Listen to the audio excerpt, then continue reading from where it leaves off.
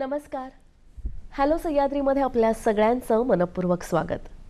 प्रेक्षक हो, सध्याच्या धावपळीच्या धकाधकीच्या जीवनामध्ये शरीर स्वास्थ्य सांभाळणं ही काळाची गरज झालेली आहे. स्वास्थ्य उत्तम तर सगळं उत्तम. त्यातून शरीरावर झालेल्या जखमा या मलमपट्टी करून औषधोपचार करून बऱ्याही करता येतात. पण मनाच्या जखमांचं काय, मानसिक आजारांचं काय? खरं तर समाजामध्ये अजूनही मानसिक आजारांविषयी अनेक गैरसमज पसरलेले आहेत. तर हेच गैरसमज दूर करण्यासाठी आणि आपल्या प्रश्नांना उत्तरं देण्यासाठी आज आपल्या इथे उपस्थित आहेत डॉक्टर संदीप महामुनी. डॉक्टर हे गेल्या 20 वर्षापासून या क्षेत्रामध्ये कार्यरत आहेत. ते स्वतः नामांकित मानसोपचार तज्ज्ञ आहेत. भारतीय मनोचिकित्सक संघटना याचे पुणे शाखेचे ते अध्यक्ष म्हणून काम पाहतात आणि त्याचबरोबर मनमित क्लिनिक या त्यांच्या क्लिनिकद्वारे ते या मानसिक आजारांवर उपचार पद्धती करतात. डॉक्टर, तुमचं या कार्यक्रमामध्ये मनपूर्वक स्वागत. धन्यवाद. मी आत्ताच म्हटलं तसं की खूप समाजामध्ये मानसिक आजारांविषयी गैरसमजुती पसरलेल्या आहेत. तर आज ह्या सगळ्याविषयी आम्हाला तुमच्याकडून खूप काही जाणून घ्यायचं आहे. तर मला वाटतं सुरुवात आपण मनापासूनच करूया की तुमच्या मते मन म्हणजे नेमकं काय? तुम्ही त्याची व्याख्या काय कराल? मन हे आपल्या मेंदूमध्ये वसलेलं असतं. आपली बुद्धी, आपल्या भावना आणि आपले विचार या सगळ्याची सांगड घालून जे आपण दैनंदिन जीवनामध्ये आपले कामकाज करत असतो ते सगळं कार्य करणारं अवयव जो आहे त्याला मन असं म्हटलं जातं. बरोबर. कवी म्हणतात की मन हे हृदयात असतं, मात्र मेडिकल सायन्सच्या मते मन हे मेंदूमध्ये असतं. त्याचे आजार म्हणजे नेमकं काय? म्हणजे मला वाटतं की काही वर्षांपूर्वी, आता थोडंफार लोकांना माहिती झालंय की असे मानसिक आजार असतात, पण काही एक वर्षांपूर्वी मानसिक आजार, मनाचा रोग म्हणजे तो वेडा असं एक साधारण ढोबळमनाने म्हटलं जायचं. तर याविषयी काय सांगाल की मानसिक आजार म्हणजे नेमके काय काय असतात? जेव्हा हे मन जे आहे ते दुखावलं जातं आणि मेंदूमध्ये काही रासायनिक बदल होतात, रासायनिक असमतोल होतो आणि त्याच्यामुळे विविध प्रकारचे मानसिक आजार होतात, जसं की नैराश्य, चिंतारोग, निद्रानाश आणि गंभीर मानसिक आजार जसं स्किझोफ्रेनिया किंवा बायपोलर मूड डिसऑर्डर. तर हे विविध मानसिक आजार मेंदूमध्ये काही रासायनिक बदल झाल्यामुळे, मेंदूमध्ये असणाऱ्या विविध रसायनांमध्ये असमतोल झाल्यामुळे हे विविध मानसिक आजार होतात. मुळात असे रासायनिक बदल घडायला कारण काय असतात? तर रासायनिक बदल घडण्यापाठीमागे विविध कारणे असू शकतात. काही सामाजिक कारणे असू शकतात, काही अनुवंशिक कारणं असू शकतात, काही स्वभाव दोष, त्या व्यक्तीचे जे स्वभाव दोष आहे त्याच्यामुळे विविध मानसिक आजार होऊ शकतात.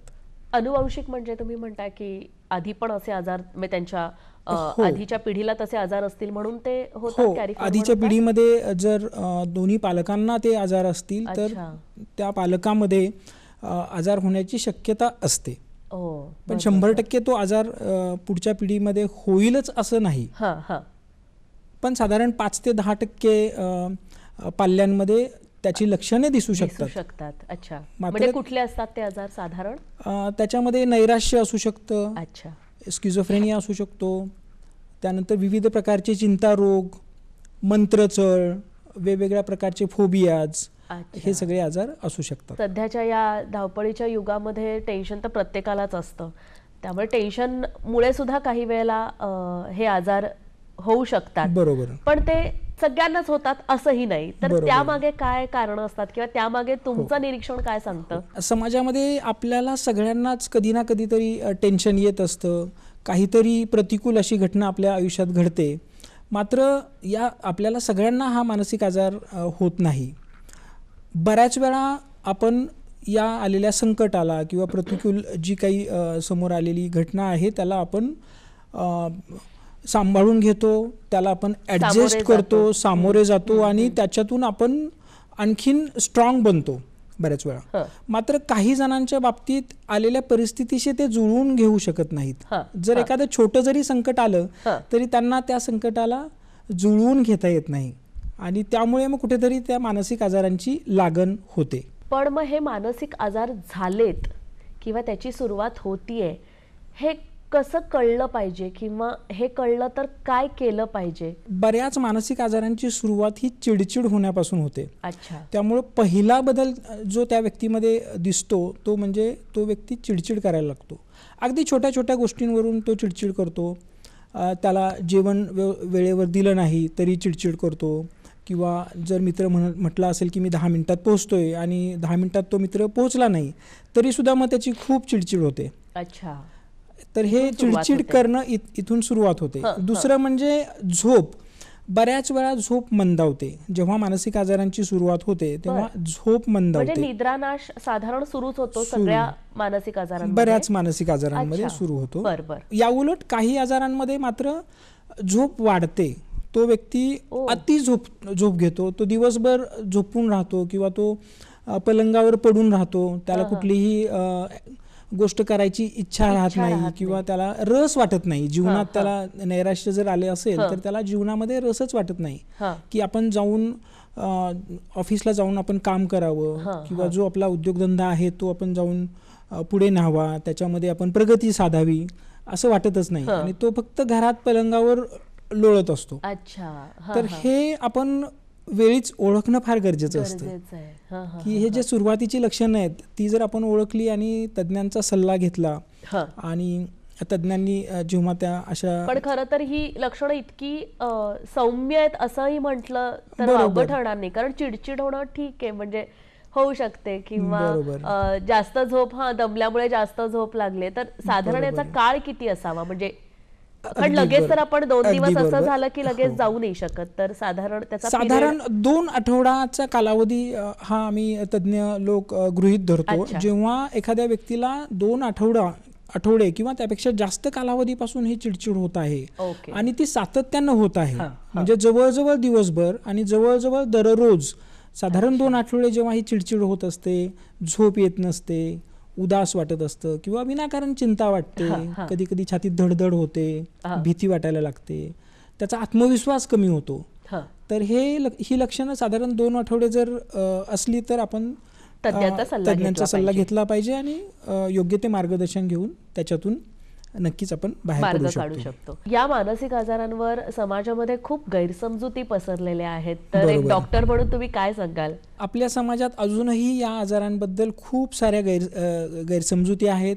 त्याच्यामध्ये एक म्हणजे हा आजार म्हणजे एक कलंक आहे किंवा हा आजार म्हणजे जादूटोना किंवा कोणीतरी बाहेरची काहीतरी बाधा केलेली आहे त्याच्यामुळे हा आजार होतो, हा सगळ्यात मोठा गैरसमज आहे. तर मी प्रेक्षकांना सांगू इच्छितो की जेव्हा ही विविध लक्षणे दिसून येतात तेव्हा ती मेंदूमधल्या रासायनिक बदलांमुळे, रासायनिक असमतोलामुळे हे लक्षणे दिसतात आणि मानसिक आजार झालेला असतो व्यक्तीला, त्याच्यामुळे ही लक्षणे दिसत असतात आणि यावरती अतिशय प्रभावी असे उपचार आपल्याकडे उपलब्ध आहेत. त्या उपचारांनी तो रुग्ण पूर्णपणे बरा होऊ शकतो.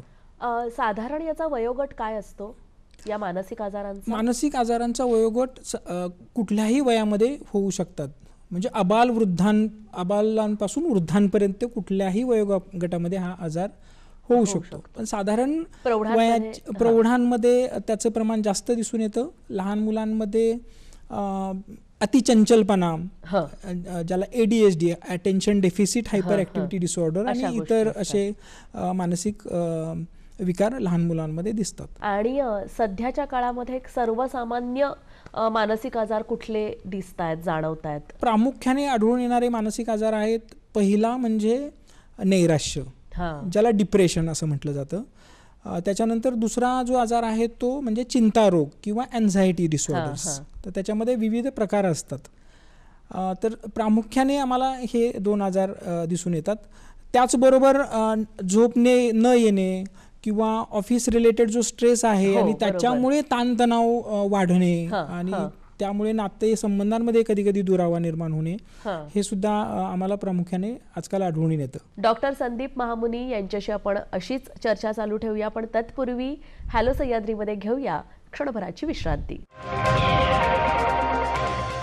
प्रेक्षक हो, हॅलो सह्याद्रीमध्ये ब्रेक नंतर पुन्हा एकदा आपल्या सगळ्यांचं मनपूर्वक स्वागत. आपण बातचीत करतोय मानसोपचार तज्ज्ञ डॉक्टर संदीप महामुनी यांच्याशी. नैराश्य, चिंतारोग याविषयी बोलत होता, तर त्याविषयी अजून जरा आम्हाला विस्तृतपणे सांगाल का? की मला वाटतं नक्कीच. आत्महत्या हाही विषय त्याच्या खालीच येतो का? हो, बऱ्याच वेळा हे नैराश्य जर आपण वेळीच उपाययोजना नाही केली आणि त्याची जर तीव्रता वाढत गेली तर त्या रुग्णाला, त्या व्यक्तीला जीवन नकोसं वाटतं. त्याला असं वाटतं की आपल्या जगण्यात काही अर्थ नाही आहे. त्याला असं वाटतं की आपल्याला आता कोणी मदत करू शकणार नाही आणि भविष्यात त्याला अंधार दिसू लागतो की आता माझं काय चांगलं होणार नाही आहे.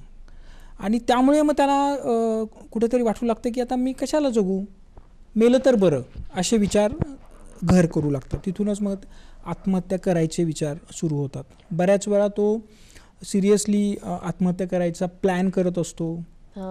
मग तो विषाची बाटली घेऊन येतो किंवा गळफास घ्यायचा म्हणून तो दोरी घेऊन येतो. तर असं त्याचं नियोजन असतं आणि तो बऱ्याच वेळा तो दिवस ठरवतो की त्या दिवशी मी आत्महत्या करणार. मग तो सगळ्या नातेवाईकांना फोन करतो, एक शेवटचं बोलणं व्हावं म्हणून तो फोन करतो. तर जेव्हा असं काही आढळून येतं तेव्हा नातेवाईकांनी, मित्रपरिवारांनी हे वेळीच ओळखणं फार गरजेचं आहे.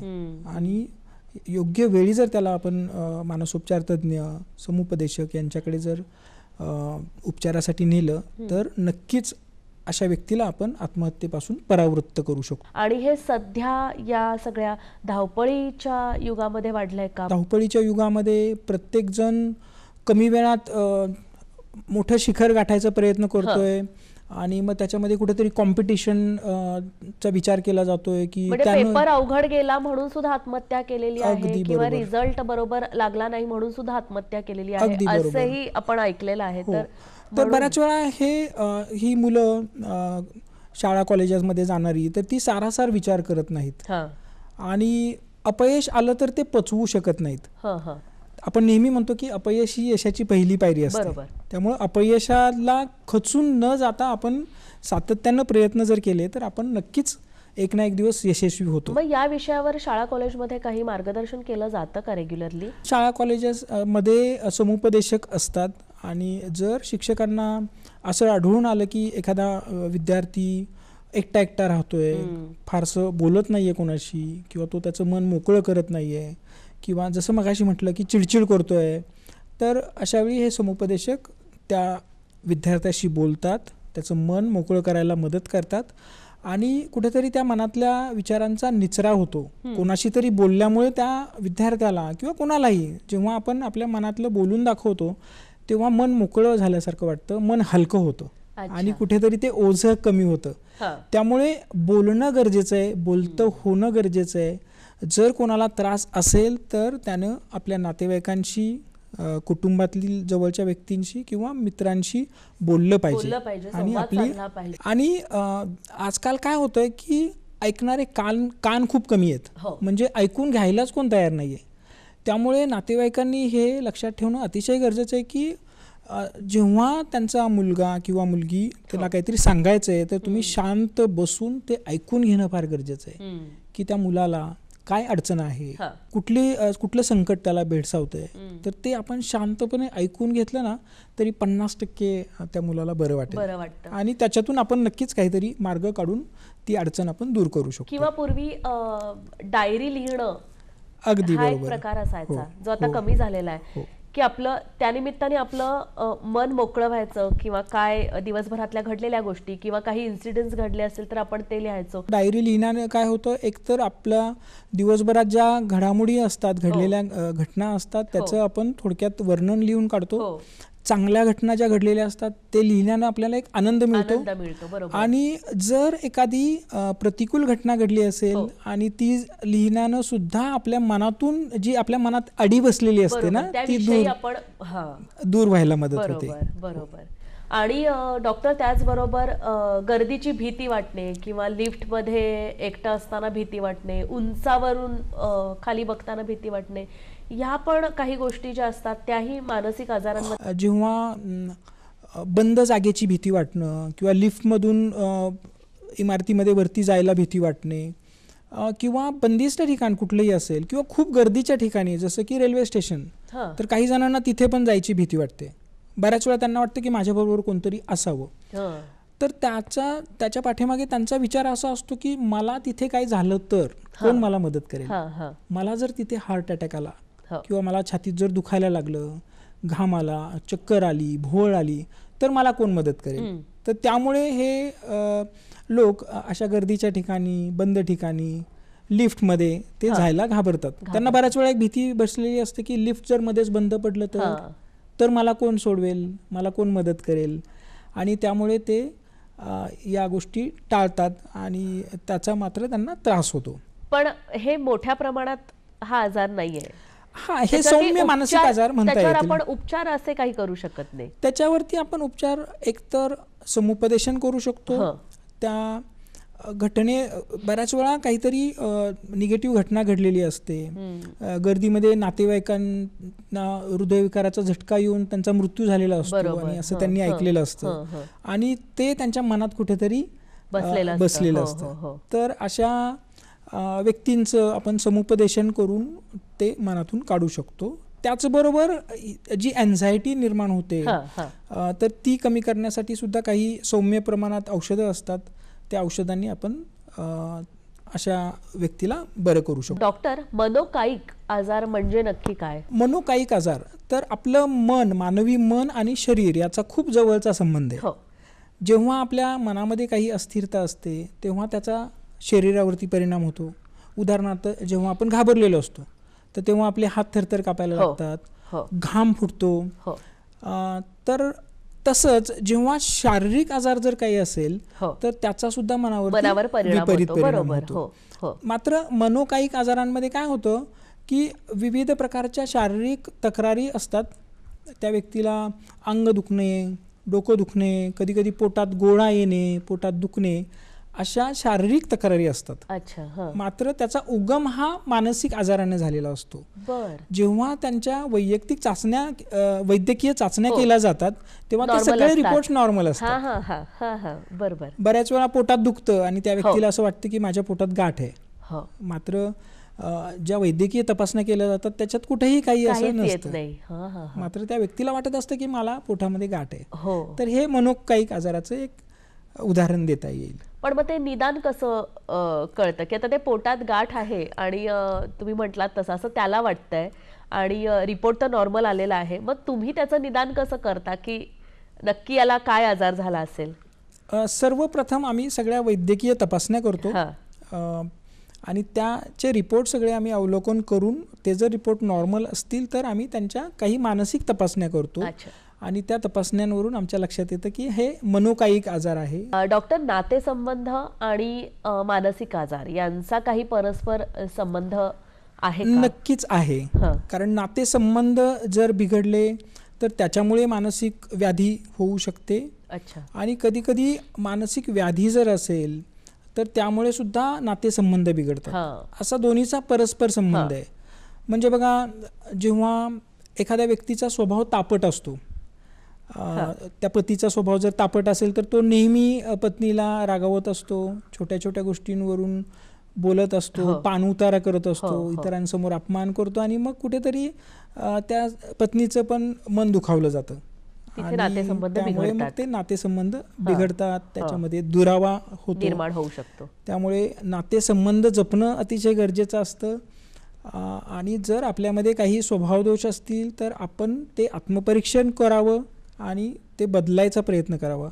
आणि यासाठी सुद्धा आपण समुपदेशक, सायकोथेरपिस्ट हा. आणि मानसोपचार तज्ञ यांची मदत मदत घेऊ शकतो. डॉक्टर, तुमच्याशी अशीच बातचीत चालू ठेवूया, पण तत्पूर्वी घेऊया हॅलो सह्याद्रीमध्ये क्षणभराची विश्रांती. हॅलो सह्याद्रीमध्ये ब्रेक नंतर पुन्हा एकदा आपल्या सगळ्यांचं मनपूर्वक स्वागत. आपण बातचीत करतोय मानसोपचार तज्ञ डॉक्टर संदीप महामुनी यांच्याशी. मानसिक आजारांविषयीच आपण बोलतोय, तर मला वाटतं स्क्विझोफ्रेनिया हा सगळ्यात मोठा गंभीर असा मानसिक आजार सध्या ऐकण्यात येतोय. अनेक चित्रपटांमध्ये वगैरे सुद्धा आम्ही त्याच्याविषयी पाहिलेलं आहे. तर त्याविषयी तुम्ही काय सांगाल? स्किझोफ्रेनिया हा एक गंभीर मानसिक आजार आहे. या आजाराची सुरुवात साधारण 18 ते 20 या वयोगटामध्ये होते.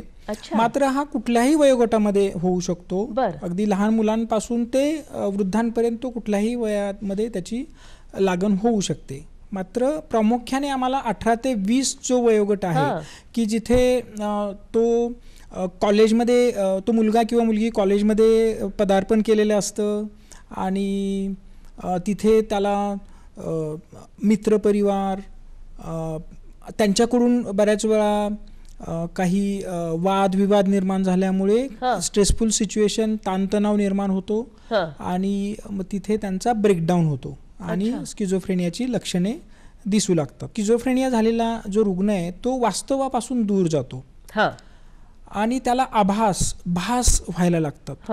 बऱ्याच वेळा जी आपली 5 ज्ञानेंद्रिय आहेत त्याच्यामध्ये त्याला भास व्हायला लागतात. अशा व्यक्तीला कानामध्ये आवाज येऊ लागतात आणि त्याला असं वाटतं की सगळे लोक माझ्या वाईटावर आहेत, लोक माझे शत्रू बनलेले आहेत, ते माझ्या विरुद्ध काहीतरी कट कारस्थान रचतात आहेत आणि ते मला मारायला टपलेले आहेत. बऱ्याच वेळा त्यांना असं वाटतं की शेजारचे लोक त्याच्यावरती पाळत ठेवत आहेत, त्यांनी घरामध्ये कॅमेरे बसवलेले आहेत आणि ते त्याची हालचाल जी आहे त्याच्यावरती टिपली जाते. तर अशी ही भ्रमिष्ट अवस्था झालेली असते आणि त्या रुग्णाला, त्या व्यक्तीला हे सगळं खरं वाटतं. जरी हे सगळं काल्पनिक असलं तरी त्या पेशंटला मात्र ते सगळं खरं वाटायला लागतं आणि मग काय होतं की तो विध्वंसक व्हायला लागतो, आक्रमक व्हायला लागतो. मग तो शेजाऱ्यांना शिवीगाळ करणं किंवा गावामध्ये सुद्धा दगडफेक करणं, इतरांना काहीही बोलणे, असे प्रकार करू लागतो. पण इतकं साधं कारण पुरतं या रोगासाठी, या आजारासाठी? अगदी काही केसेसमध्ये तर आम्ही कुठलंही कारण नसताना सुद्धा हा अचानक उद्भवणारा आजार असा पाहण्यात येतो. आहे का हा? काही प्रमाणात अनुवंशिक आहे आणि जगभरात साधारण 1% एवढ्या लोकसंख्या जी आहे, लोकसंख्येच्या 1% व्यक्तींना हा स्किझोफ्रेनिया हा आजार आहे. म्हणजे तसं प्रमाण 1% जरी म्हटलं तरी ते खूप मोठं प्रमाण आहे.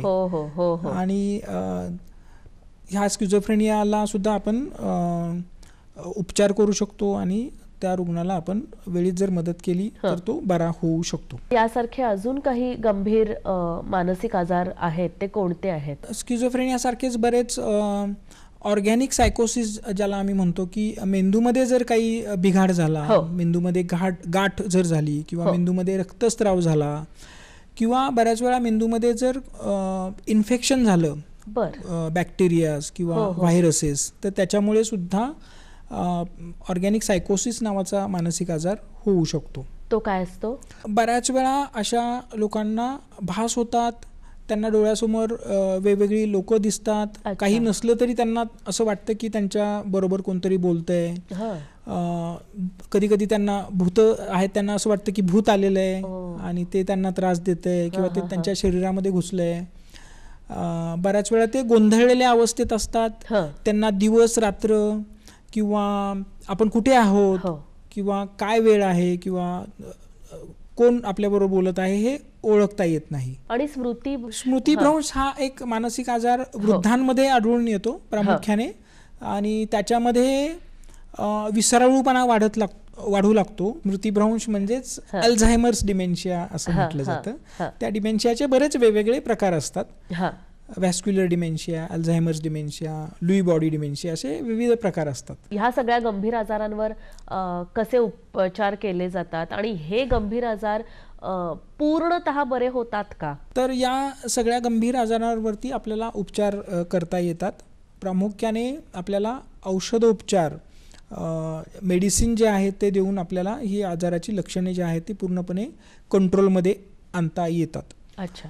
पण औषधांबरोबरच कधीकधी आपल्याला इंजेक्शन्स पण द्यावी लागतात. जर तो व्यक्ती खूप आक्रमक झाला, ॲग्रेसिव्ह झाला, तो इतरांना मारहाण करू लागला किंवा धमकी देऊ लागला की मी तुला जीवे मारेन घरातल्या मंडळींनाच, तर अशावेळी इंजेक्शनची पण ट्रीटमेंट आपण त्याला अंतरुग्ण म्हणून दाखल करून मग त्याचा उपचार करतो. अच्छा. त्याच्यानंतर शॉक ट्रीटमेंट म्हणून पण एक उपचार पद्धती आहे ज्याला इलेक्ट्रो कन्व्हल्सिव्ह थेरपी किंवा ECT असं म्हटलं जातं. जुन्या चित्रपटांपासून सगळ्यांनी बघितलेलं आहे की असं आक्रमक झालं की त्याला शॉक ट्रीटमेंट. पण ती पण अतिशय प्रभावी अशी उपचार पद्धती आहे आणि जे दाखवलं जातं फिल्म्समध्ये तसं नसतं. अतिशय सेफ अशी, सुरक्षित अशी ही उपचार पद्धती आहे. त्या रुग्णाला पूर्ण भूल देऊनच आम्ही ते शॉक ट्रीटमेंट देतो आणि अगदी मिलीव्होल्टमध्ये खूप कमी प्रमाणात तो शॉक दिला जातो आणि त्याचे दुष्परिणाम असे काही होत नाहीत. आता तुम्ही डॉक्टर म्हणालात की मेडिसिन्स दिले जातात, इंजेक्शन्स दिले जातात, तर हे कितपत फायद्याचे असतात किंवा त्याचे काही साईड इफेक्ट्स असतात का? या औषधांचे जनरली साईड इफेक्ट होत नाहीत. मोठे असे लाईफ थ्रेटनिंग ज्याला म्हणतो असे साईड इफेक्ट नाहीत होत. किरकोळ दुष्परिणाम कधी कधी होतात, जसं की पित्त होणं किंवा कधी कधी डोकं दुखणं किंवा चक्कर आल्यासारखं वाटणं किंवा कधी कधी जुलाब होणं, असे सौम्य स्वरूपाचे दुष्परिणाम या औषधांमुळे होतात. ते सुरुवातीच्याच काळात होतात आणि कालांतराने ते हळूहळू बरे होतात. त्यामुळे काळजी करण्याचं कारण नाही. बऱ्याच वेळा असं समजलं जातं की या आजारांमुळे किडनी खराब होते किंवा लिव्हरवरती दुष्परिणाम होतं, तर जनरली असं होत नाही. आणि जे तज्ज्ञ डॉक्टर मंडळी आहेत ते सगळ्या तपासण्या करूनच ही औषधं प्रिस्क्राईब करतात, औषधं देतात आणि ती औषधं अतिशय सुरक्षित असतात आणि त्याचं रेग्युलर मॉनिटरिंग केलं जातं. डॉक्टर तुम्हाला वारंवार पुनर्भेटीसाठी, फॉलोअपसाठी बोलवत असतात.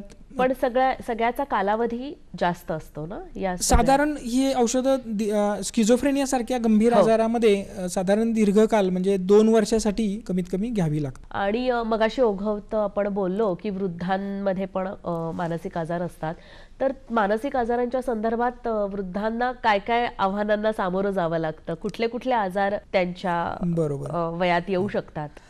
काय होतं वृद्धांमध्ये, एकतर निवृत्तीनंतर त्यांना त्यांच्या आयुष्यात एक पोकळी आलेली असते. वयाच्या 60पर्यंत ते त्यांच्या नोकरीमध्ये ॲक्टिव्ह असतात आणि त्यांचा दिवस ज्या काही त्यांच्या जबाबदाऱ्या आहेत नोकरीनिमित्त आलेल्या त्या सगळ्या पार पाडण्यात जात असतो. मात्र जसे ते निवृत्त होतात तसं त्यांच्या आयुष्यामध्ये एक प्रकारची पोकळी येते. बरोबर. आणि नेमकं त्याच कालावधीत काय होतं की त्यांची मुलं मोठी झालेली असतात, त्यांचं कॉलेज पूर्ण करून ते नोकरीला लागलेली असतात आणि बऱ्याच वेळा त्यांना शहर किंवा देश सोडून जावं लागतं आणि मग तो एकटेपणा त्यांना सतावू लागतो. तर त्याच्यामुळे मग नैराश्य येणं, चिंतारोग होणं किंवा असे प्रकारचे आजार होऊ शकतात. पण ते इथे एकटेच राहिल्यामुळे ती एक समस्या असेल की त्यांना हा आजार आहे हेच सुरुवातीला कळत नसेल, कदाचित उशिरा ते तुमच्यापर्यंत बऱ्याच वेळा असंच आमच्या निदर्शनास येतं की हे मंडळी लवकर अप्रोच करत नाहीत, लवकर ते तज्ज्ञांना भेटत नाहीत आणि तोपर्यंत तो आजार खूप वाढीस लागलेला असतो आणि मग थोडंसं कठीण होतं. मात्र आम्ही तरी सुद्धा त्याच्यावर अशा आजारांवरती उपचार करू शकतो. त्या वृद्धांमध्ये आढळून येणारा जो मगाशी बोललो तो स्मृतिभ्रंश हा एक अतिशय क्लिष्ट असा आजार आहे ज्याला डिमेन्शिया किंवा अल्झायमर्स डिमेन्शिया असं म्हटलं जातं. तर त्याच्यामध्ये विसराळूपणा वाढत जातो आणि हळूहळू हे वृद्ध आजी आजोबा नातेवाईकांना ओळखेनासे होतात किंवा त्यांचा घराचा पत्ता ते विसरतात. कधी कधी ते फिरायला म्हणून बाहेर पडतात आणि रस्ता चुकतात आणि त्यांना घर सापडत नाही. तर हे अशा अडचणी या वृद्धांमध्ये येऊ शकतात. आपण डॉक्टरांशी अशाच गप्पा चालू ठेवूया, पण तत्पूर्वी घेऊया क्षणभराची विश्रांती. प्रेक्षक हो, हॅलो सह्याद्रीमध्ये पुन्हा एकदा ब्रेक नंतर आपल्या सगळ्यांचं स्वागत. आपण बातचीत करतोय डॉक्टर संदीप महामुनी यांच्याशी. अनेक प्रकारच्या मानसिक आजारांविषयी तुम्ही आमच्याशी संवाद साधताय, मला माहिती देताय, मार्गदर्शन करताय. पण सध्याचा अतिशय ज्वलंत प्रश्न म्हणजे व्यसनाधीनता. तर याविषयी तुम्ही काय सांगाल? सर्वप्रथम मी सांगेन की व्यसन हा पण एक प्रकारचा मानसिक आजार आहे. हो. आणि त्याला पण आपण उपचार करू शकतो. बऱ्याच वेळा ह्या विविध व्यसनं, उदाहरणार्थ मद्यपान किंवा धूम्रपान आणि इतर ड्रग्ज, गांजा, चरस, अफीम, तर हे विविध प्रकारची जी व्यसनं आहेत ते सुरुवातीला मजा म्हणून सुरुवात होते. बऱ्याच वेळा पियर प्रेशर म्हणजे मित्र, कोणाचा तरी वाढदिवस असतो आणि त्या वाढदिवसाची ती पार्टी सुरू असते आणि सगळे मित्र त्या मुलाला दबावच आणतात एक प्रकारे. मात्र हळूहळू त्या व्यसनाचं प्रमाण वाढायला लागतं. मग सुरुवातीला महिन्यातून एकदा दोनदा मद्यपान करणारा किंवा ते दारूचं सेवन करणारा व्यक्ती हळूहळू मग त्याला आठवड्यातून एकदा दोनदा घ्यावी लागते. आणि हळूहळू ते प्रमाण वाढत जातं, कारण ते त्याच्या शरीराला तो टॉलरन्स डेव्हलप होतो. म्हणजे काय होतं की सुरुवातीला एका पेगनं जो एक प्रकारचा हाय मिळायचा तो मिळेनासा होतो आणि मग त्याला 2 पेग घ्यावे लागतात. मग असं वाढत वाढत मग ते प्रमाण आणखीनच वाढत जातं आणि ते व्यसन कधी जडलंय किंवा कधी लागलंय हे त्या व्यक्तीला कळतच नाही. मग तो एक प्रकारे त्या व्यसनाधीनतेच्या विळख्यातच अडकून जातो आणि मग त्याच्यातून बाहेर पडणं खरंच कठीण होऊन जातो. आणि बऱ्याच वेळा काय होतं की याच्यामुळे शरीराचं नुकसान होतं. जे विविध अवयव आहेत, जसं अल्कोहोलमुळे लिव्हर खराब होणं किंवा मेंदूवरती त्याचा विपरीत परिणाम होणं, तर असे दुष्परिणाम दिसू लागतात. आणि तुम्ही म्हटलात तसं की आवडीने सुरुवात होतं आणि काही वेळेला असंही बघण्यात येतंय की दुःख विसरण्यासाठी सुद्धा अल्कोहोल घेतलं जातं आणि मी आता दुःखात आहे आणि मग मी ते दुःख विसरायला घेतलं जातं आणि त्यातून सुद्धा व्यसन वाढीस लागतं. हो, बरेच जण दुःख विसरण्यासाठी घेत असतात. काही जण म्हणतात की मला झोपच येत नाही त्यामुळे मी थोडीशी पितो. काही जण म्हणतात की मला दिवसभर खूप कष्टाचं काम असतं मग त्यामुळे मला घ्यावीच लागते. पण मी म्हणेन की ह्या सगळ्या पळवाटा असतात. त्या व्यक्तीला ते व्यसन करायचंच असतं आणि तो फक्त तुम्ही म्हणताय तसं मानसिक आजारांशीच रिलेटेड आहे सगळं की दुःख विसरायला त्यांना कशाचा तरी आधार घ्यावा लागतो. अगदी बरोबर. त्यांना त्याला त्या घटनेला सामोरं जाता येत नाहीये. बरोबर. आणि काय होतं की या व्यसनांमध्ये पण त्या मेंदूमध्ये काही रासायनिक बदल झालेले असतात. त्यामुळे एक वेळ अशी येते की त्या व्यक्तीला कळत असतं की अरे आपल्याला हे व्यसन जडलंय, आपण ह्याच्यातून बाहेर पडलं पाहिजे, मात्र तो ते करत नाही. तर अशा वेळी मात्र त्यानं तज्ज्ञांची मदत घेतली पाहिजे आणि त्यानं आमच्याकडे येऊन जर वेळीत सल्ला घेतला तर आम्ही औषधं, समुपदेशन आणि कुटुंबाबरोबर पण बऱ्याच वेळा समुपदेशन करावं लागतं. कुटुंबाला समजावून सांगावं लागतं, नातेवाईकांना, की ह्या व्यसनाधीनतेपासून त्याला परावृत्त करण्यासाठी तुमचा पण त्याच्यामध्ये सहभाग असणं गरजेचं आहे. बऱ्याच वेळा काय होतं की नातेवाईक अशा व्यसनी लोकांना वाईट टाकल्यासारखी एक प्रकारची हीन अशी वागणूक देतात. कुठल्या लग्न समारंभात घेऊन जात नाही, बोलवत नाही किंवा कुठल्या महत्वाच्या निर्णयामध्ये त्याला सामावून घेतलं जात नाही आणि मग त्याला काय होतं की कुठेतरी एकटं पडल्यासारखं वाटतं आणि मग तो मग परत चक्रव्यूहात अडकल्यासारखं पुन्हा व्यसनच करतो. त्यामुळे नातेवाईकांनी हे लक्षात घेणं अतिशय गरजेचं आहे की जेव्हा तुमच्या जवळचा व्यक्ती व्यसनाधीनतेमध्ये अडकलेला आहे तेव्हा एकतर तुम्ही तज्ज्ञांकडे त्या व्यक्तीला घेऊन गेलं पाहिजे आणि वेळोवेळी दिलेला सल्ला हा तुम्ही ऐकला पाहिजे. मानसिक आजारांवर सगळ्यात महत्वाची जबाबदारी ही घरातल्या व्यक्तींवर असते, त्याच्या आजूबाजूच्या लोकांवर असते, कारण त्याला स्वतःला ते कळत नाही, पण मला वाटतं बाकीच्या लोकांना ती लक्षणं लगेच जाणवू शकतात आणि त्यांनी वेळीच डॉक्टरांची मदत घेतली पाहिजे. आणि नातेवाईकांचा जो एक मानसिक आधार आहे त्याची खूप गरज असते त्या रुग्णाला. नातेवाईक जे एक प्रकारचा मॉरल सपोर्ट देणं अपेक्षित असतं ते बऱ्याच वेळा मिळत नाही. त्यामुळं मला इथे नातेवाईकांना हे आवाहन करायचं आहे की तुम्ही त्या रुग्णाला, तुमच्या जवळच्या त्या व्यक्तीला समजून घ्या. त्याला तो आजार झालाय त्यामुळे तो तसं वागतोय हे लक्षात घ्या. बऱ्याच वेळा काय होतं की स्किझोफ्रेनियाचा रुग्ण जेव्हा शिवीगाळ करावा लागतो तेव्हा मग ते नातेवाईक नातेवाईकांचं मन दुखावलं जातं आणि मग ते काय करतात की ते दुर्लक्ष करतात अशा रुग्णाकडे. तर तुम्ही हे समजून घेणं फार गरजेचं आहे की त्या आजारामुळे तो व्यक्ती तसं वागतोय. तो काही जाणीवपूर्वक मुद्दाम होऊन तसं करत नाहीये. आपण व्यसनाविषयीच बोलतोय, तर गांजा, बीड या व्यसनांविषयी काय सांगाल तुम्ही? आजकालची ही तरुण पिढी जी आहे ना, ती वीड, ज्याला गांजा असं म्हटलं जातं, तर या व्यसनाचं खूप जास्त प्रमाणात सेवन करताना दिसून येत आहे. बऱ्याच या तरुणांना असं वाटतं की हे वीडचं व्यसन करणं म्हणजे व्यसन नाहीये आणि त्याचा काही शरीरावरती दुष्परिणाम होत नाही. तर हा फार मोठा गैरसमज आहे. वीड किंवा कॅनॅबिस किंवा गांजा हे पण एक व्यसन आहे आणि त्याचा शरीरावरती मोठ्या प्रमाणात दुष्परिणाम होतो. त्यामुळे त्याच्यापासून, ह्या व्यसनापासून पण दूर राहणं अतिशय गरजेचं आहे. त्यासाठी तरुण पिढीला तुम्ही काय मार्गदर्शन कराल? की तरुण पिढीला मी मार्गदर्शन हेच करेन की तुमचं जे स्वप्न आहे, तुमचं जे ध्येय आहे, की त्या वयामध्ये तुम्ही खूप मोठं काहीतरी स्वप्न बघितलेलं असतं, मला काहीतरी बनायचंय, मला स्वतःला सिद्ध करून दाखवायचंय समाजामध्ये आणि एक समाजामध्ये स्वतःचं एक स्थान मिळवायचंय. तर या स्वप्नांच्या पाठीमागं तुम्ही धावलं पाहिजे आणि त्यासाठी तुम्ही प्रयत्नांची पराकाष्ठा केली पाहिजे. मग त्यामध्ये तुम्ही तुमच्या पालकांचा, आईवडिलांचा, तुमच्या शिक्षकांचं मार्गदर्शन घेतलं पाहिजे आणि पुढे वाटचाल केली पाहिजे आणि ह्या व्यसनांपासून नक्कीच दूर राहिलं पाहिजे. अजून एक महत्त्वाची समस्या म्हणजे स्मार्टफोन, त्याचंही व्यसन सध्या जडलेलं आहे. तर त्याविषयी तुमचं काय म्हणणं आहे?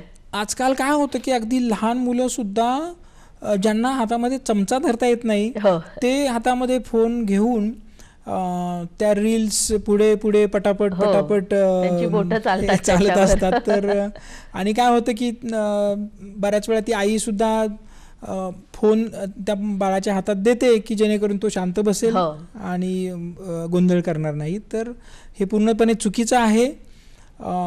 बऱ्याच वेळा ह्या मोबाईल फोनची ॲडिक्शन किंवा व्यसन जडतं आणि मग त्या मुलाकडून तो फोन काढून घेतला तर खूप मोठ्या प्रमाणात तो गोंधळ घालतो. असे अनेक प्रकरणं ऐकलेली आहेत की गेम्सचं पण व्यसन जडल्याने अनेकांनी आत्महत्या केलेली आहे. अगदी हे अतिशय चुकीचं आहे. आपण मोबाईल फोनचा वापर सुरुवात जी केली ती संपर्क साधण्यासाठी, बरोबर, इतरांशी जे आपल्या जवळ नाहीत, आपले नातेवाईक, आपले आप्तेष्ट किंवा मित्रमंडळी, तर त्यांच्याशी बोलण्यासाठी फोनचा वापर आहे, हे विसरून चालणार नाही. पण तिथेच मोबाईल फोनचा वापर जो आहे तो स्मार्टली करायला पाहिजे. की तुम्ही इंटरनेट बँकिंग किंवा इतर ज्या ऑनलाईन चांगल्या गोष्टी आहेत त्याच्यासाठीच वापर करा आणि वेळ ठरवा की दिवसातला किती वेळ आपण त्यासाठी द्यायचा आहे, अर्धा तासच द्यायचा आहे का 1 तास, हे आपण स्वतःलाच तो नियम घातला पाहिजे आणि तो पाळला पाहिजे. आता जर झालंच असेल ॲडिक्शन आणि त्याला जर त्याच्यातून बाहेर यायचं असेल तर काय असे पेशंट्स तुमच्याकडे येतात? असे पेशंट्स येतात. कधी कधी बऱ्याच वेळा त्यांना समुपदेशन आणि योग्य मार्गदर्शन करून त्यांना परावृत्त करता येतं. मात्र आजकाल त्यांना सुद्धा आंतररुग्ण म्हणून दाखल करून त्यांचं पुनर्वसन करणं हे सुद्धा शक्य आहे. अशाच गप्पा चालू ठेवूया, पण तत्पूर्वी घेऊया कार्यक्रमामध्ये क्षणभराची विश्रांती. प्रेक्षक हो, पुन्हा एकदा हॅलो सह्याद्रीमध्ये ब्रेक नंतर आपल्या सगळ्यांचं स्वागत. आपण डॉक्टरांशी बातचीत करतोय. डॉक्टर, मानसिक आजारांचा कलंक कमी करण्यासाठी काय केलं पाहिजे? जसं आपण सुरुवातीला बोललो की मानसिक आजाराबद्दल खूप सारे गैरसमज आहेत. मानसिक आजार झालाय हे त्या व्यक्तीला मान्य नाहीये आणि त्याच्या नातेवाईकांना सुद्धा ते पचवणं फार अवघड जातं की माझ्या जवळच्या नातेवाईकाला मानसिक आजार झालाय. तर मी असं सांगू इच्छितो की हे ॲक्सेप्ट करणं अतिशय गरजेचं आहे, मान्य करणं गरजेचं आहे की आपल्याला काहीतरी त्रास आहे, मानसिक व्याधी आहे आणि आपण त्याच्यावरती उपचार हा घेतला पाहिजे. दुसरं म्हणजे समाजानं जेव्हा असे रुग्ण बरे होतात तर त्यांना परत समाजामध्ये एक मानाचं स्थान दिलं पाहिजे. समाजानं स्वीकारलं पाहिजे अशा रुग्णांना. जर पूर्वी स्किझोफ्रेनियाच्या त्या एपिसोडमध्ये, त्या अटॅकमध्ये त्यानं जर खूप गोंधळ घातला असेल आणि शिवीगाळ केली असेल तर ते विसरून जाऊन जेव्हा तो रुग्ण बरा होतोय झालेला आहे आणि तो उपचार घेत असेल तर त्याला पुन्हा समाजानं ॲक्सेप्ट केलं पाहिजे, स्वीकारलं पाहिजे आणि त्याला ती जी काही त्याचं मानाचं स्थान आहे ते त्याला परत दिलं पाहिजे. कारण हे मला वाटतं तो जास्त महत्त्वाचा काळ आहे की एकदा तो रुग्ण बरा झाल्यानंतर त्याचं पुनर्वसन, अगदी बरोबर, ही एक महत्त्वाची गोष्ट आहे मला वाटतं. इथे मनोरुग्णालयामध्ये हे रुग्ण जेव्हा दाखल केले जातात आणि जेव्हा ते उपचारानंतर पूर्ण बरे होतात तेव्हा मात्र हे नातेवाईक ह्या रुग्णाला त्यांच्याच मुलाला, भावाला, बहिणीला किंवा आई वडिलांना ते स्वीकारायला तयार नसतात. तर हे अतिशय गरजेचं आहे की तो कलंक मानू नये. मानसिक आजार हा कलंक नाही. जसं शरीर आजारी पडतं तसं मनही आजारी पडू शकतं आणि उपचाराने ते पूर्ण बरंही होऊ शकतं. तर हा कलंक आपण सगळ्यांनी मिळून जर प्रयत्न केले तर नक्कीच दूर होईल. डॉक्टर, तुम्ही तर तुमचं काम करताच आहात, पण शासनाची तुम्हाला या सगळ्यामध्ये कशी मदत होते? शासन यामध्ये कसं सक्रिय आहे? आपल्या शासनानं, महाराष्ट्र शासनानं, आपल्या आरोग्य खात्याने बरेच विविध उपक्रम सुरू केलेले आहेत आणि मानसिक आरोग्याला अतिशय महत्त्व दिलेलं आहे. शारीरिक आरोग्याबरोबरच मानसिक आरोग्य याला सुद्धा तितकंच महत्त्व दिलं आहे. कारण जागतिक आरोग्य संघटना जी आहे ती आरोग्याची जी व्याख्या आहे त्याच्यामध्ये शारीरिक आरोग्याबरोबरच मानसिक आरोग्यालाही तितकंच महत्त्व दिलेलं आहे. आणि आपल्या आरोग्य विभागाने शासनाच्या टेलेमानस नावाचा एक उपक्रम सुरू केलेला आहे की ज्याच्यामध्ये कोणालाही मानसिक आरोग्याबद्दल, मानसिक स्वास्थ्याबद्दल काही अडचण असेल, काही त्रास असेल तर ते 14416 या टोल फ्री नंबरला कधीही फोन करू शकतात. ही जी हेल्पलाईन आहे ती 24/7 म्हणजे 24 तास अहोरात्र सुरू आहे, उपलब्ध आहे. आणि कोणीही याच्यावरती विनाशुल्क फोन करून मदत घेऊ शकतो. याच्यामध्ये त्या व्यक्तीची जी ओळख आहे ती गोपनीय ठेवली जाते आणि त्यामुळे तो आत्मविश्वासानं निसंकोचपणे बोलू शकतो आणि मदत घेऊ शकतो. त्यामुळे टेलेमानसचा हेल्पलाईन नंबर जो आहे 14416, तर याला तुम्ही संपर्क करू शकता. अच्छा, म्हणजे शासनाचीही तुम्हाला वेळोवेळी या सगळ्यामध्ये मदत मिळते. नक्कीच. डॉक्टर, ह्या सगळ्या इतक्या वर्षांच्या तुमच्या कार्यक्षेत्रामध्ये, कार्यकालामध्ये एखादा काही लक्षात राहिलेला प्रसंग? नक्कीच. अतिशय चांगले अनुभव पण आम्हाला म्हणजे आम्ही अनुभवतो की बऱ्याच वेळा एखादा व्यसनी हा व्यक्ती की पूर्ण त्याचं समाजामध्ये नाव रसातळाला गेलेलं असतं, त्याची शारीरिक हानी झालेली असते, मात्र तो ठरवतो व्यसन सोडायचं. कारण हे त्याचा दृढ निश्चय फार महत्त्वाचा आहे. एखाद्या व्यसनी व्यक्तीनं सगळ्यात महत्त्वाचं की त्यानं ते ठरवणं गरजेचं आहे की मला हे व्यसन सोडणं गरजेचं आहे. तरच आम्ही तज्ज्ञ मंडळी मदत करू शकतो. एखाद्या व्यक्तीला जर ते व्यसन सोडायचंच नसेल तर कोणीच मदत करू शकणार नाही. तर असे काही रुग्ण जे व्यसनाधीनतेच्या ह्या विळख्यात अडकलेत ते निश्चय करतात, आमची मदत घेतात आणि ते पूर्ण बरे होतात आणि बरेच वर्ष म्हणजे ते पूर्णपणे ते व्यसन सोडतात आणि पुन्हा त्यांची आयुष्याची, त्यांच्या संसाराची घडी व्यवस्थित बसलेली असते आणि मग त्यांचे नातेवाईक पण त्यांना पुन्हा सन्मानाची वागणूक देतात. तर हे बघून आम्हाला चांगलं वाटतं की पुन्हा त्यानं त्याच्या आयुष्याची वाटचाल व्यवस्थित सुरू केलेली आहे. साधारण व्यसनाधीन लोक मार्गावर येऊ शकतात, पण बाकीच्या आजारांवर थोडंसं, बाकीच्या आजारांमध्ये साधारण हे जे गंभीर मानसिक आजार आहे त्याच्यामध्ये साधारण 30 ते 40% रुग्ण पूर्णपणे बरे होऊ होतात. उरलेले 30 ते 40% रुग्ण ते साधारण बरे होतात, स्वतःची काळजी घेऊ शकतात, एखादी छोटी मोठी नोकरी करू शकतात आणि आनंदानं आपलं आयुष्य ते व्यतीत करू शकतात. मात्र उरलेले जे 30% रुग्ण आहेत ते मात्र बरे होत नाहीत. त्यांना दीर्घकाल असे उपचार घ्यावे लागतात आणि बऱ्याच वेळा त्यांच्यामध्ये काही लक्षणंही राहतात. मग ते थोडंसं नातेवाईकांसाठी पण तज्ज्ञांसाठी पण एक चॅलेंजच असतं. आणि मग असे जे रुग्ण आहेत त्यांच्यासाठी काही सोय केलेली आहे का की ते स्वतः तर कमवू नाही शकत किंवा स्वतःची काळजी नाही घेऊ शकत, तर त्यांच्यासाठी काही वेगळ्या महाराष्ट्र उपाययोजना आहेत शासनाने का? यांना अशा मंडळींना डिसॅबिलिटी सर्टिफिकेट जे काही क्रायटेरियाज आहेत हो. ते हे करून त्यांना डिसॅबिलिटी सर्टिफिकेट दिलं जातं. इतकं मानसिक आजारांविषयी तुम्ही बोलताय, तर आपण जरा पॉझिटिव्ह थिंकिंगकडे जाऊया, की मन मग सुदृढ कसं ठेवायचं, तर त्याविषयी तुम्ही काय हो, सांगाल? अगदीच. तर आपलं मन सुदृढ ठेवता येऊ शकतं. आपण जर प्रयत्न केले तर आपण निरोगी राहू शकतो मनानं आणि या वेगवेगळ्या मानसिक आजारांना 4 हात दूर ठेवू शकतो. हां. तर यामध्ये प्रथम मी म्हणेन की सकस आहार घेणं गरजेचं आहे. दुसरं म्हणजे नियमितपणे व्यायाम करणं गरजेचं आहे.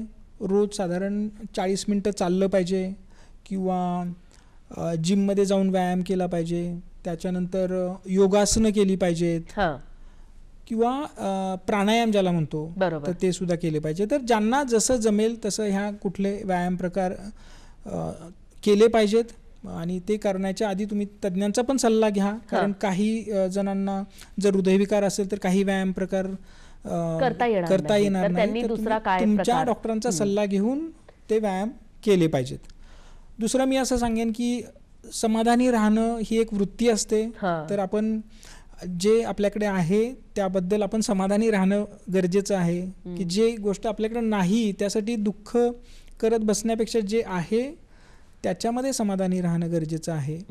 कारण आपली आनंदी वृत्ती जर असेल तर बरेच आजार आपल्या जवळ सुद्धा येत नाहीत. आणि घरामध्ये सुद्धा मला विचारायचं आहे, की लहान मुलांमध्ये असं भविष्यात काही घडू नये, तर त्यासाठी कसं वातावरण त्यासाठी असावं किंवा त्यांच्यावरती आपण चांगले संस्कार करणं गरजेचं आहे. त्यांना त्यांचे छंद जोपासण्यासाठी आपण त्यांना प्रोत्साहन दिलं पाहिजे. मग ते छंद वाचन असेल, संगीत असेल, गायन असेल किंवा विविध प्रकारचे खेळ असतील, तर त्यासाठी त्यांना प्रोत्साहन दिलं पाहिजे आणि जेणेकरून ते छोट्या छोट्या गोष्टींमध्ये आनंद मिळवू शकतील. हां. डॉक्टर, एक छोटंसं मार्गदर्शन असं कराल, की मन आनंदी कसं ठेवावं, आनंदी कसं जगावं, याविषयी तुम्ही काय सांगाल? मन आनंदी ठेवण्यासाठी मला असं वाटतं सर्वप्रथम आपण आपली नाती जपली पाहिजेत. आपले जवळचे जे आप्तेष्ट आहेत त्यांच्याशी आपले ऋणानुबंध किंवा संबंध हे अतिशय चांगले पाहिजेत. त्यांना वेळ देणं अतिशय गरजेचं आहे. की बऱ्याच वेळा आपण काय होतो या धावपळीच्या ह्याच्यामध्ये माणसं जवळ नसतात आपण वेळ सध्या. देत नाही, आपल्या कुटुंबालाच वेळ देत नाही. हो. तर आपल्या कुटुंबामध्ये वेळ घालवा, छोट्या छोट्या गोष्टींमध्ये आनंद मिळवा, आपला छंद जोपासा. जर तुम्हाला गायन आवडत असेल तर गायनामध्ये रस घ्या किंवा वाचन आवडत असेल तर तुम्ही वाचन करू शकता. चित्रकला आहे, कविता लिहिणं आहे. तर या छंद जोपासण्यानं आपण आनंदी होतो आणि त्याचा आपल्या मानसिक आरोग्यावरती सकारात्मकच परिणाम होतो. डॉक्टर, खूप छान पद्धतीने तुम्ही आम्हाला मार्गदर्शन केलं. मी मगाशीच म्हणाले, सुरुवातीलाच म्हणाले तसं, की याविषयी खूप गैरसमज समाजामध्ये आहेत. तर मला वाटतं प्रेक्षकांच्या बऱ्याच ज्या चुकीच्या समजुती आहेत त्यांचं निराकरण झालं असेल. डॉक्टर, तुम्ही इथे आलात आणि आमच्याशी खूप छान संवाद साधलात, त्याबद्दल तुमचे मनःपूर्वक आभार. धन्यवाद.